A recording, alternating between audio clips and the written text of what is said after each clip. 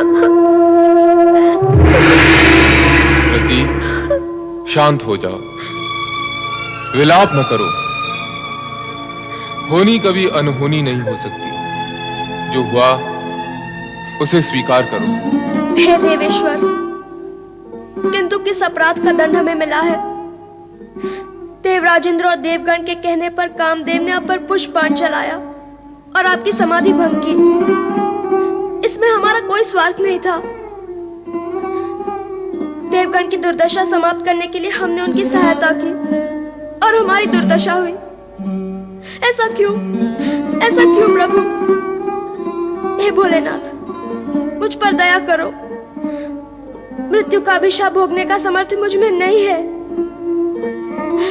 कामदेव को जीवित कर दो, मैं उसके बिना नहीं जी सकती। मुझ पर दया करो प्रभु, कामदेव को जीवित कर दो। देवाधिदेव, देवाधिदेव, कामदेव निरपराध है। कामदेव ने तो हम देवताओं के कल्याण के निमित्त आपकी और देवी पार्वती के मन में अनुराग उत्पन्न किया था। कामदेव को क्षमा कर, उसे पुनर्जीवित करें। देवाधिदेव, उसे पुनर्जीवित करें। विधि का विधान अटल होता है। वो चाहे देव हो, देवी हो, दानव हो, मानव हो, हर किसी को अपने किए हुए कर्मों का फल भुगतना ही पड़ता है। हे भोलेश्वर, कामदेव को क्षमा कीजिए। उसने जो कुछ किया वो स्वार्थ की नहीं, परमार्थ की भावना से किया है, इसलिए उसका अपराध क्षम्य है। हे भोलेश्वर, कामदेव को पुनर्जीवित कीजिए।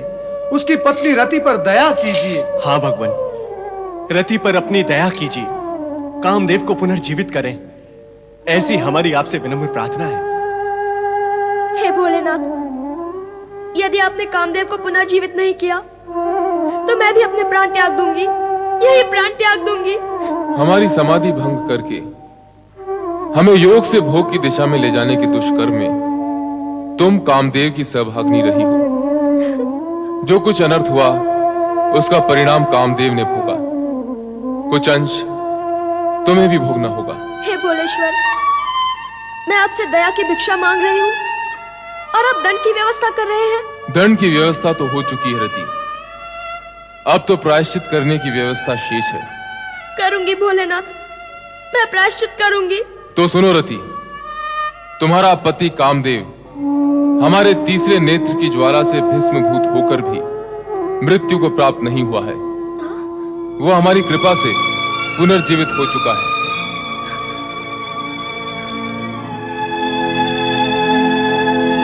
वो लौकिक नेत्रों से दिखाई नहीं देगा। वो जीवित होते हुए भी अंग रूप में देखा नहीं जा सकेगा।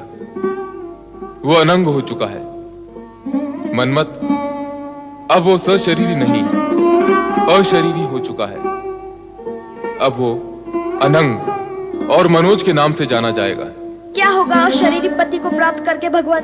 प्रायश्चित होगा रति। मैं प्रायश्चित करूंगी, परंतु इसे इतना कठोर न बनाइए। प्रायश्चित की व्यवस्था दुष्कर्म करने वाली की इच्छा से नहीं होती रति। जिसके प्रति दुष्कर्म हुआ है उसकी इच्छा के अनुसार होती है। मैं आपके इच्छा अनुसार ही कर्म करूंगी भगवान, किंतु मैं ये भी जानती हूँ कि आप सर्वशक्तिमान हैं, पूर्ण समर्थ हैं। यदि आप कृपा और करुणा करके मेरा और मेरे पति का अपराध क्षमा कर दें तो मुझे मेरा पति पूर्ण शरीर रूप में प्राप्त हो जाएगा। अवश्य हो जाएगा, किंतु अभी नहीं। फिर कब प्रभु? तुम्हें द्वापर युग तक प्रतीक्षा करनी होगी। द्वापर युग तक? हाँ, द्वापर में कामदेव भगवान श्री कृष्ण के पुत्र प्रद्युम्न के रूप में जन्म लेगा और वो तुम्हें पति रूप में प्राप्त होगा।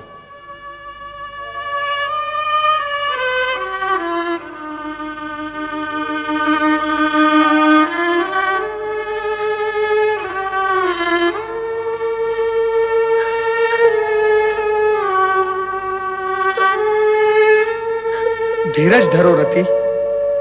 भगवान शिव ने जो कुछ तुम्हें कहा है सत्य अवश्य होगा। द्वापर में तुम्हें कामदेव पुनः प्राप्त होंगे। नारायण नारायण। रति,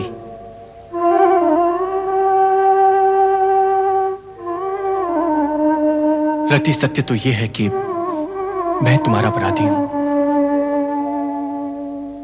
कामदेव मेरी सहायता के लिए ही प्रयत्नशील थे और उनकी ये गति हुई। देवराज, आपकी दुर्गति देखकर स्वामी स्वयं आपकी सहायता के लिए आए थे। इसमें आपका क्या दोष? कौन जानता था कि यह परिणाम होगा? विधि के लेख को जान भी कौन सकता है?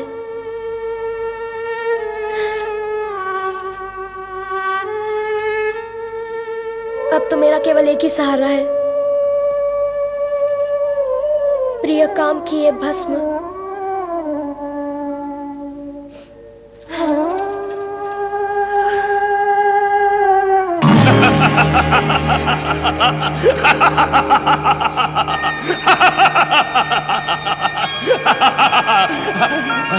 भस्म हो गया।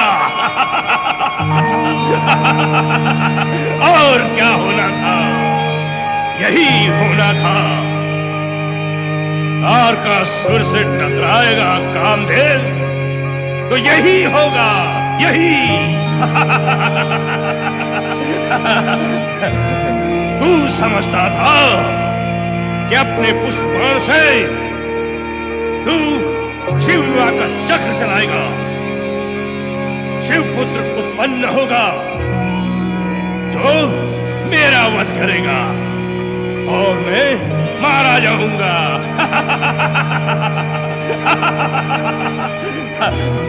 सारा जगत जानता है कि कौन मारा गया। अब शिवपुत्र उत्पन्न होने का प्रश्न ही नहीं उठता और ब्रह्मा के वरदान अनुसार अब मैं अमर हूं। मुझे कोई नहीं मार सकता, कोई नहीं। सेनापति, क्या कोई मुझे मार सकता है? नहीं महाबली, जिसको मरना होगा वही आपको मारने की बात सोचेगा। तो हो जाए इस प्रसन्नता के अवसर पर कुछ आनंद, कुछ रंग, कुछ तरंग। आज्ञा करे महाबली। तो जाओ, ले आओ इंद्र की बंदी अप्सराओं को जो कामदेव के मरण पर आंसू बहा रही है। कहो उन्हें कि हमारे सामने नृत्य करें। जाओ। जो आज्ञा महाबली। मदिरा।